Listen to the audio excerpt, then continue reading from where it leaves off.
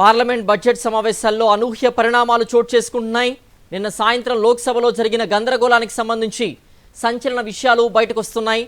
ప్రధాని మోదీపై భౌతిక దాడికి కాంగ్రెస్ ప్లాన్ చేసిందనే ఆరోపణలు తీవ్ర కలకలం రేపుతున్నాయి. రాష్ట్రపతి ప్రసంగానికి ధన్యవాద తీర్మానంపై చర్చకు సమాధానం ఇచ్చేందుకు నిన్న సాయంత్రం 5 గంటలకు ప్రధాని సభలో ప్రసంగించాల్సి ఉంది. అయితే వాయిదా అనంతరం లోక్సభ ప్రారంభమైన వెంటనే కాంగ్రెస్ ఎంపీలు ట్రెజరీ బెంచ్ వైపు దూసుకెళ్లారు. కొందరు మహిళా ఎంపీలు ప్రధానమంత్రి కూర్చునే సీట్ను ఘెరావ్ చేశారు. ఈ క్రమంలోనే సభను గురువారానికి వాయిదా వేశారు ప్యానెల్ స్పీకర్ సంధ్యా రే. దీనిపై లోక్సభ వర్గాల సంచలన విషయాలు వెల్లడించాయి. సభలో ప్రధాని మోదీని చుట్టుముట్టి దాడి చేసేందుకు కాంగ్రెస్ ప్లాన్ చేసినట్టు పక్కా సమాచారం వచ్చిందని, అందుకే ప్రధాని మోదీ అందుబాటులో ఉన్నప్పటికీ సభను వాయిదా వేసినట్టు పేర్కొన్నాయి.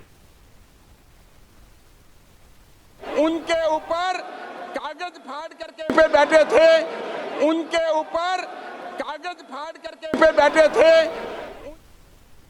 ప్రధాని సమాధానం లేకుండానే రాష్ట్రపతి ప్రసంగానికి ధన్యవాద తీర్మానాన్ని లోక్సభ ఆమోదించింది. ప్రెసిడెంట్ అడ్రస్ పై రాజ్యసభలో ప్రధాని మాట్లాడనున్నారు. సాయంత్రం 5 గంటలకు మోదీ సమాధానం ఇవ్వనున్నారు.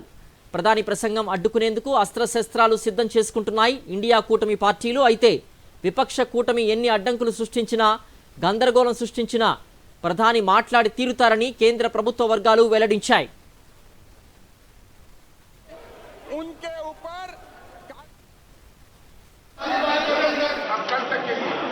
कल शुक्रवार दिनांक 6 फरवरी 2026 को प्राप्त 11 बजे तक के लिए स्थगित की जाती है.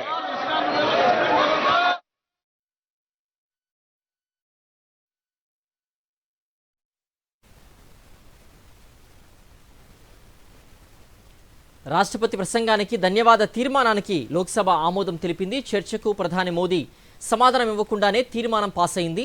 నిన్న సాయంత్రం 5 గంటలకు ప్రధాని మోదీ లోక్సభలో ప్రసంగించాల్సి ఉండగా విపక్షానికి చెందిన కొందరు మహిళా ఎంపీలు ప్రధాని మోదీ సీటును గెరావ్ చేయడం తీవ్ర వివాదాస్పదమైంది.